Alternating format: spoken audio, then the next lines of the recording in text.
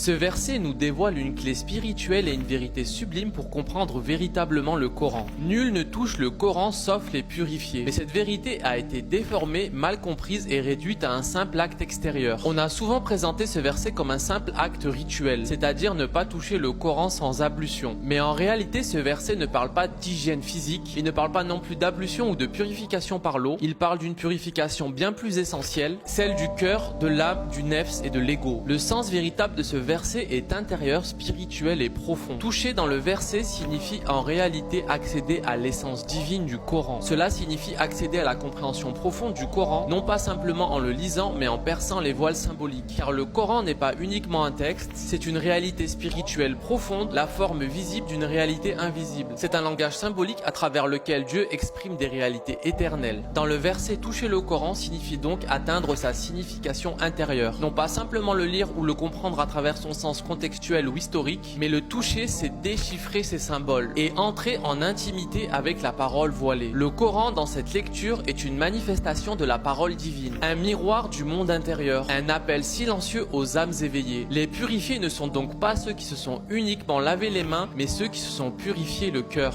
Les gnostiques, les initiés, les cœurs éveillés et les saints, ceux qui ont brisé les voiles de l'ego et se sont rendus réceptifs à la lumière. Ce sont des âmes purifiées par la connaissance, libérées des illusions et affinées par la quête intérieure. Dans cette optique, le purifié ne touche pas le Coran de l'extérieur, il devient lui-même le Coran. Il s'identifie à la parole divine dans son comportement, sa vision et son être. C'est une réalisation spirituelle profonde. Ibn Arabi nous dit également: il n'est permis de toucher ce livre que pour celui qui a reçu la purification intérieure. Car en réalité, Dieu ne te révèle pas les réalités secrètes du Coran tant que tu n'as pas purifié ton âme et ouvert ton cœur spirituel. Car ce n'est qu'à travers la lumière intérieure que le livre te parle réellement. Le véritable toucher du Coran ne se fait pas avec le doigt mais avec le cœur spirituel. Et ce verset ne t'impose pas une ablution rituelle, mais il t'appelle à un éveil et une transformation intérieure.